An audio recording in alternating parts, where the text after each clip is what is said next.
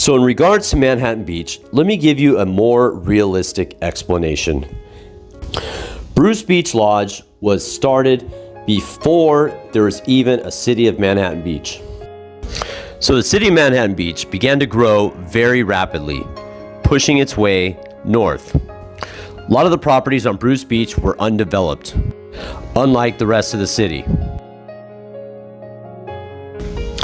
Then comes October 1923, which I think is a date that needs to be added to the task force final report. I think this date is pivotal. So in October 1923, the Bruces decide that it's best that they have a party with 1,400 people on the beach. The fact alone that they were comfortable enough to have 1,400 people come down to Manhattan Beach and not be harassed by local made-up KKK or other forces, I think speaks volume to the Bruces thinking that Manhattan Beach was very safe and this would be a great place to host 1,400 black people at that time.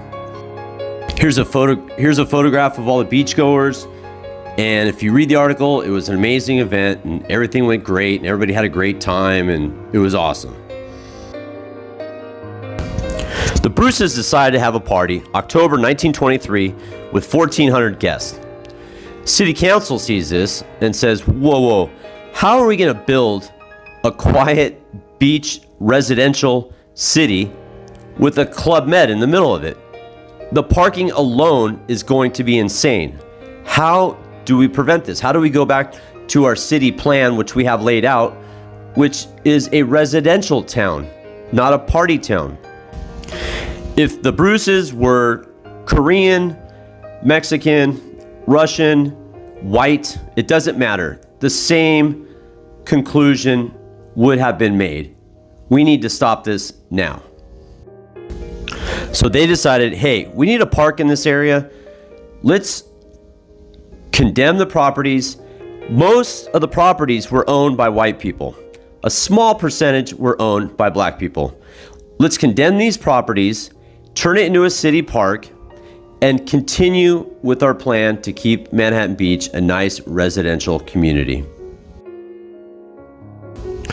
So yes, in 1924, the golden future of the town in sight, white men took it upon themselves in their control of the city's government to exercise the government power of eminent domain to take Willa's lots and her business from her, along with 25 other white-owned lots.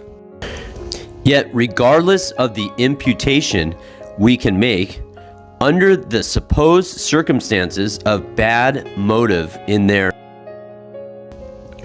minds, the objective reality is that the Constitution of the Union, as well as that of California, gives government the power to take property for a public purpose in exchange for just compensation, a concept ordinarily measured by the fair market value of the property at the time of the taking. And this and only this did the white men do.